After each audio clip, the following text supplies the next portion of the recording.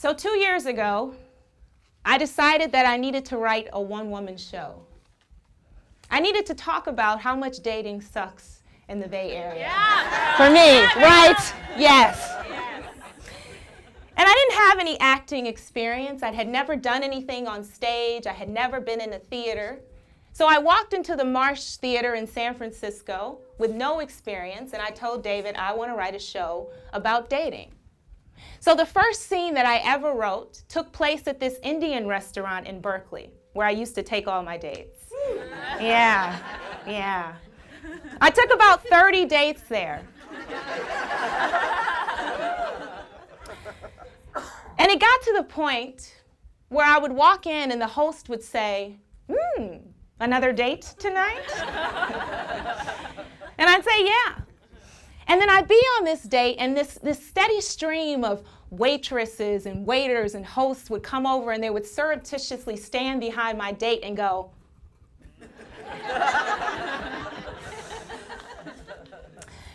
So initially, I thought I was writing a comedy. I thought I was just going to talk about some fun, light dating experiences. I was going to get on stage. We were going to ha-ha, hee-hee. But then, as I got into the show and I started writing more scenes, all this other stuff started coming up.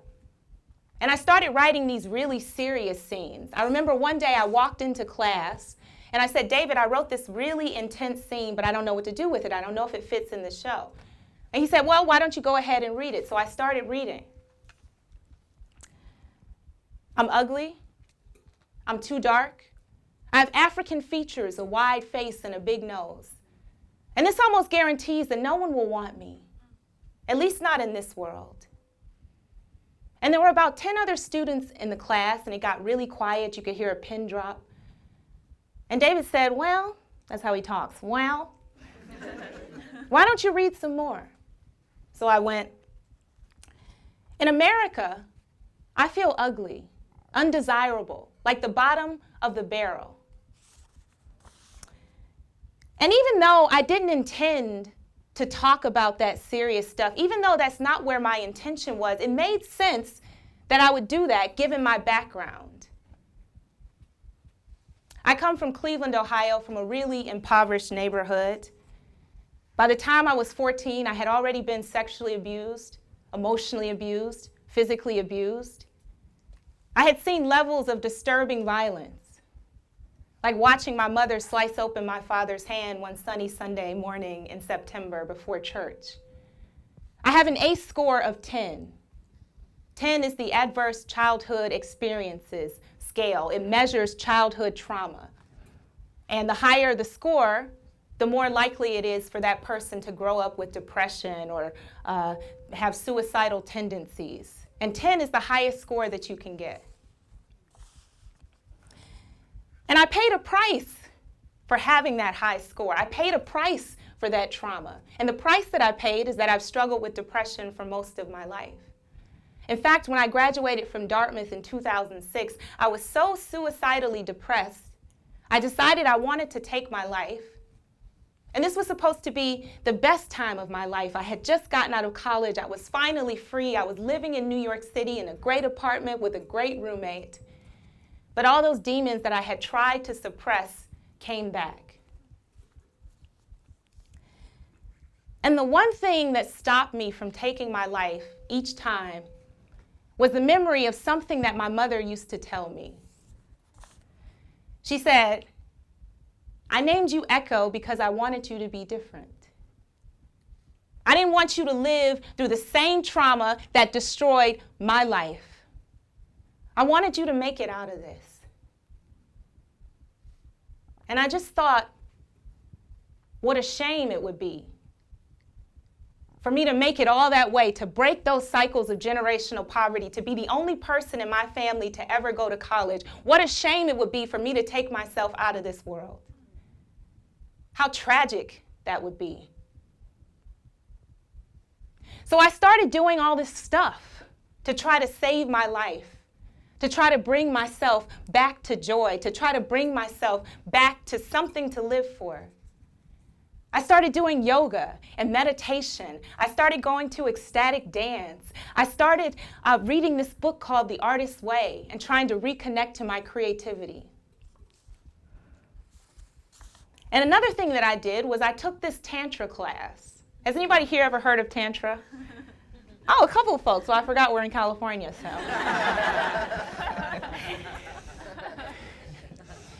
So for those of you who don't know, Tantra is a way to channel sexual energy up through the chakras for the purpose of reaching enlightenment. So I took this Tantra class in New York City. It was called Urban Tantra. Fitting. And I remember walking into this class and the instructor said, today you are going to experience unimaginable levels of joy and ecstasy.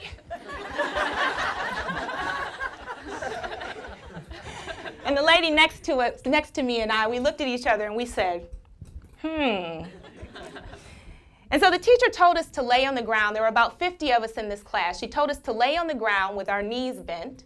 And she told us to imagine this red-hot energy pulsing up through our bodies, coming from the earth, and to breathe in through our nose and exhale through our mouth, and to thrust our pelvises.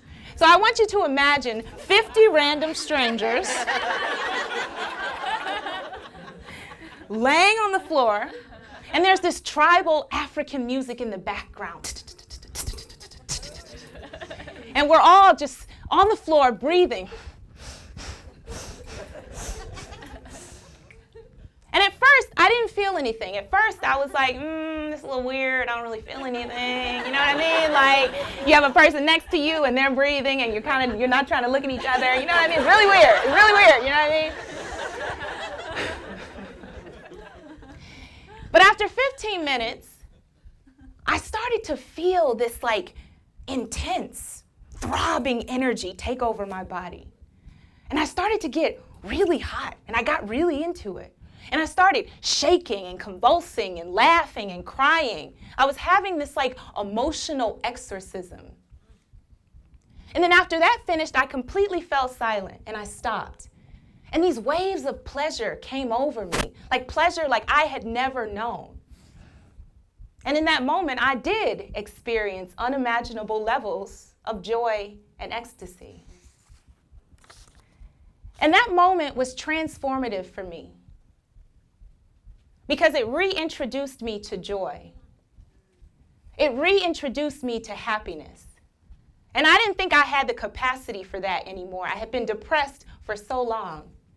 And the other thing that it did was it reintroduced me to my own creativity. So I started doing things like writing and doing slam poetry and taking memoir classes. But it wasn't until I found David's class that the seeds of that work really started to blossom. And I couldn't know how successful this show was going to be, so I wrote a show called Black Virgins Are Not for Hipsters.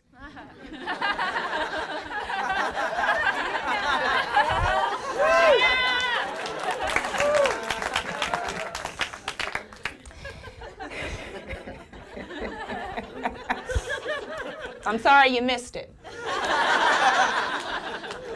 Because I ran that show for 15 months in San Francisco and Berkeley. 15 months. Yeah. Thank you. In fact, I just finished running it in Europe. I did 2 performances in Berlin and in Dublin. It was unanimously critically acclaimed. And I got a standing ovation at every single show that I did. I did over 100 shows. So I couldn't know how successful that show was going to be. And the reason that it was successful is because of the authenticity of what I was saying. It's because I was so vulnerable on stage. It's because I put the hardest moments of my life on stage, including the darkest moment of my life. The molestation that happened to me when I was 5 years old. And it's told through the perspective of my mother, when she realized that something had happened to me.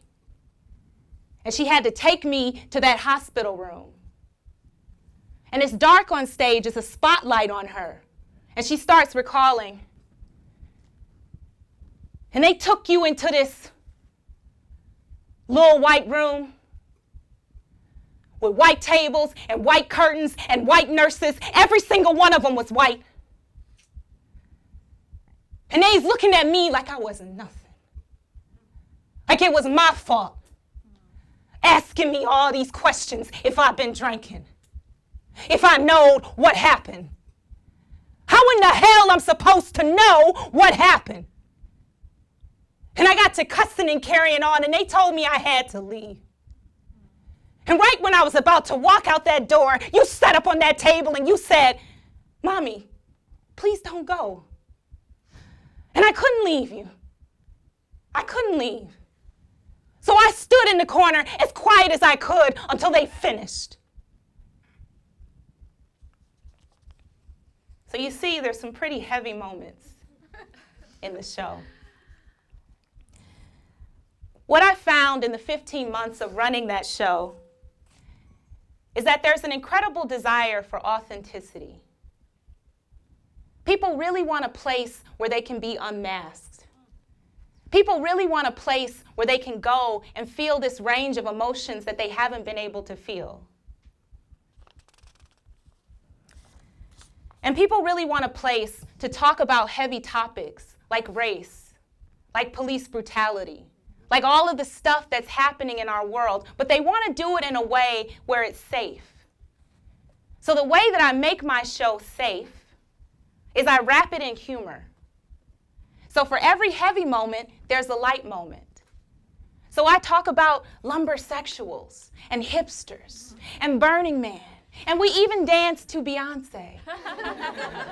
I teach the whole audience how to dance to Beyonce.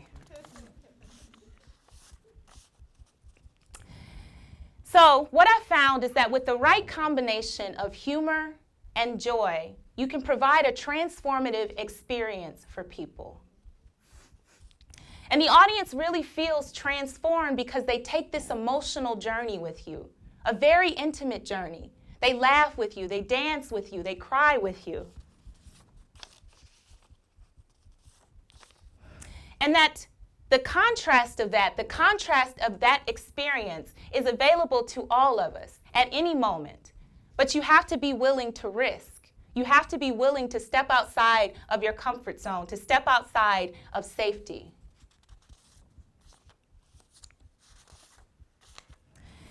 So the last thing I'll leave you with is that when I realized what type of show that I was writing, when I realized that I was going to be talking about trauma and pain, I went to David and I said, you know, I really want to write a show that's impactful, that's moving, that's meaningful, that brings people together. And he said, yeah, that's possible. But what are you willing to risk? And I said, everything. Thank you.